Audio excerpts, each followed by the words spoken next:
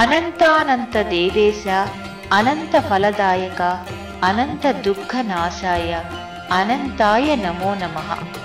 స్కాంద పురాణం ప్రకారం ద్వాపరయుగంలో మార్కండేయ మహర్షి స్థాపించిన ఆలయమే ఈ అనంతగిరి అనంత పద్మనాభ స్వామి దేవస్థానమని ఇక్కడ ప్రజల విశ్వాసం.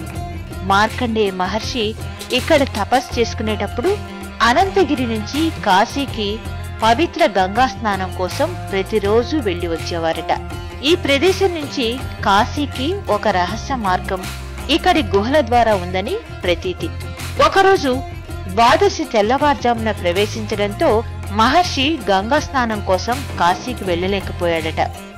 ఆ తరుణంలో భగవంతుడు ఇక్కడికి వచ్చి గంగను ప్రవహించేలా ఏర్పాటు చేశారని ఒక కథనం ప్రచారంలో ఉంది.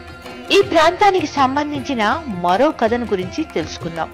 ముచికుందుడు అనే రాజు దేవేంద్రుడి నుండి అపరిమిత నిద్రను పొందేలా వరాన్ని పొందాడు. అంతేకాకుండా తన నిద్రకు ఎవరైతే భంగం కలిగిస్తారో వారిని భస్మం చేసే వరాన్ని కూడా పొందాడు.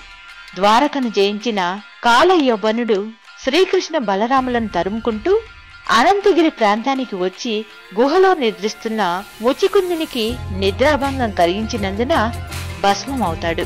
ఆ సందర్భంలో శ్రీకృష్ణుని దర్శన భాగ్యం పొందిన ముచికుంద మహారాజు అనంతగిరి ప్రాంతంలోనే ఉండమని స్వామివారిని కోరగా సాలిగ్రామ రూపంలో అనంత పద్మనాభ స్వామిగా ఇచ్చట వెలిశారని ప్రతీతి.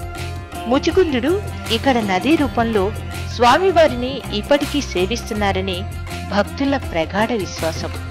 ఈ ముచికుంద నది కాలక్రమంగా మూసీ నదిగా మారిందని చెప్తారు.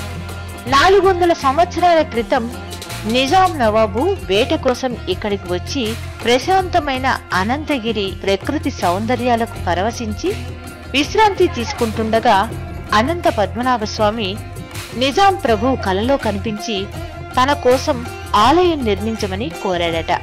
నిజాం నవాబైన మీర్ ఉస్మాన్ అలీఖాన్ అనంత పద్మనాభ స్వామి ఆజ్ఞ మేరకు ప్రధాన ఆలయాన్ని నిర్మించారని చరిత్ర చెబుతుంది. ఈ అనంత పద్మనాభ స్వామి ఆలయం తెలంగాణ రాష్ట్రంలోని వికారాబాద్ కు 6 కిలోమీటర్ల దూరంలో ఉంది. ఈ అనంతగిరి కొండలు ప్రకృతి అందాలకు నెలవు. దాదాపు 3763 ఎకరాల విస్తీర్ణంలో విస్తరించిన ఈ అడవి తన ప్రకృతి రమణీయతతో ఎంతో మందిని ఆకర్షిస్తూ తెలంగాణ ఊటీగా పేరొందింది.